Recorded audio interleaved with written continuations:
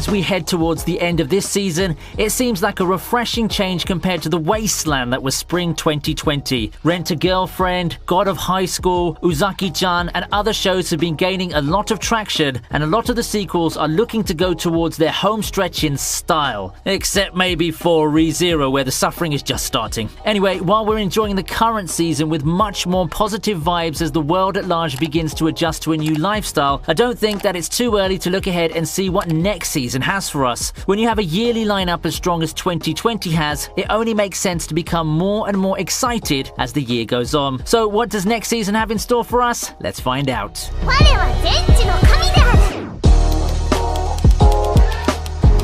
We begin this list with The Day I Became a God. Oh man, I remember when the first promotional picture for this was released. My social media went wild because after so many years, we finally see Jun Maeda make his return to the anime scene. Now if you recall, he's the guy responsible for Angel Beats. The Day I Became a God, however, goes a tiny bit off tangent with the afterlife theme of Angel Beats and instead revolves around Yuta Narukami. Your typical boy engaged in preparing for university entrance exams, he runs into Hina, a self-proclaimed god of omniscience. Hina has a bold declaration claiming that the world will end in just 30 days. For some reason, the girl whose predictive powers seem more and more legit decides to stay in Yuta's home where they plan to enjoy their last summer before the end of everything. Now, I'm pretty sure there's a big twist with the whole end of the world thing along the way, but I'll let you speculate and discuss it. Looking at who's on board though, you better prepare your tissues, whatever the case.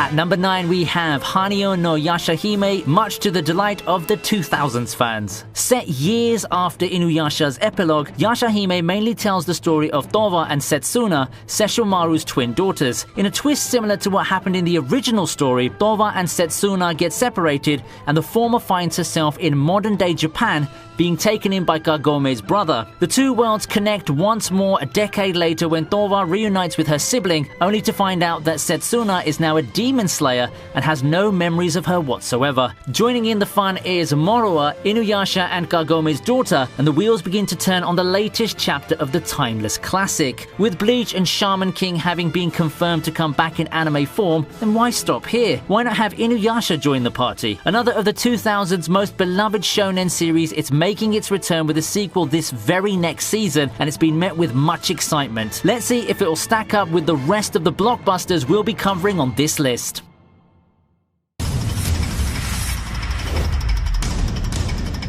Up next is Noblesse. We've seen Tower of God and God of High School. How about the god in... oh wait, we got Combo Breaker. Anyway, what some people consider the big three in Korean webtoons is going to be completed with this coming blockbuster series. Brought to you by Production IG, Noblesse is finally ready to grace our screens. The intriguing story of a supernatural noble finding himself in modern-day Korea has fascinated many and is now ready to take the anime world by storm. Following his awakening, Rai enrolls as a student in Yiran High School, seeking knowledge of how the world changed since his 800-year slumber. Accompanying him is his devoted servant Frankenstein, who has since become the director of the high school. It's never too late to join the fandom, and watching the anime is the best way to know what the buzz is all about. Mark your calendars, Noblesse starts this October.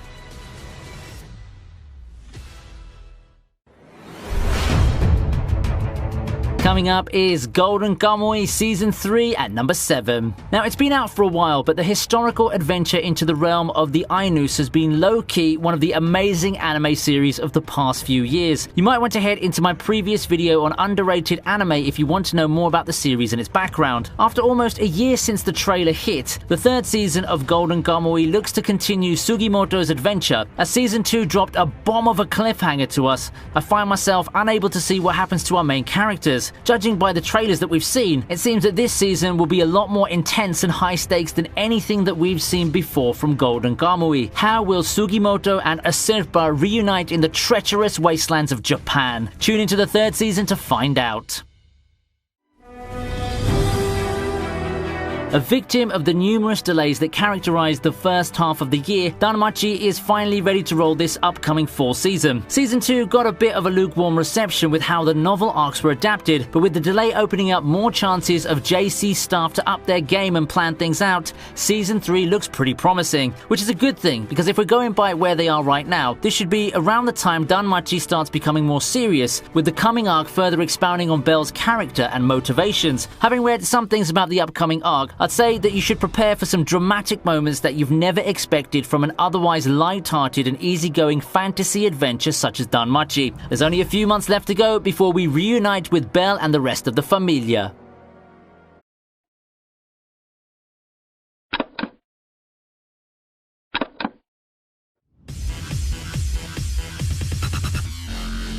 Who'd have known that half a decade after its initial airing that we'd see Godsuya grace our screens again? The old memes say that Madhouse doesn't do season 2s, but 8-Bit has since picked up the slack and not only given us the movie, but this upcoming sequel to the much-beloved power fantasy. Season 2 of Mahoka picks up where the first one left off, leaving us in a world where magic and subsequently magicians have become the core foundation of international politics. The already touchy sense of bare-bones peace would come to an end when a mysterious being starts appearing, leaving its victims drained of blood. As Tatsuya and the rest of the gang investigate the vampire incident, more opposition comes their way as new transfer student Angelina Kudo Shields seems to have her own agenda in investigating the phenomenon as a member of the USNA. It's a three-way battle against the finest of First High, the ace of the American forces, and the vampiric being that's been wreaking havoc at night.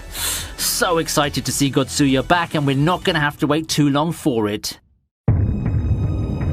Long-time legacy manga aren't the only relics of the 2000s making their way back, as Higurashi is here to represent the visual novel boom of the period. Higurashi in its heyday was one of the universally praised visual novels, and its anime received the same positive reception. Why not run it back and then some this 2020 then? It's always a nice feeling to see a long-time friend from the past, and for those who weren't around in that time, Higurashi 2020 is here to terrorize people while telling them a gripping story once again. For those who weren't able to get a satisfying fix from the previous anime, then worry no more. Signs and rumors point that this 2020 series will be a remastered remake of one route from the visual novel. Both longtime fans and newcomers will have a blast with this show, it seems. Prepare to dive back into the world of Higurashi this fall.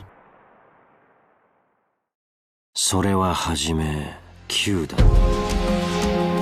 To Your Eternity is at number 3 on this list. From the creator of the critically acclaimed Silent Voice comes this brand new story about an immortal being that finds itself on Earth. Without emotions and identity, it was sent to gain experience and learn from the world of the living, having the cool ability to shapeshift, taking the form of various things before eventually gaining sentience and meeting a boy in the tundra. Finally, taking on the form of the boy, who now lies in a critical state, the sentient being now goes on a journey, looking for new experiences that will teach it more about the world it finds itself in. Now, are you familiar with this kind of plot? I sure am, but I think that it's not something that we've seen in anime often, at least in modern day anime. I think that this is going to be one of the more thought-provoking shows this upcoming season, and I wouldn't be surprised to see this become a sleeper hit or something like that.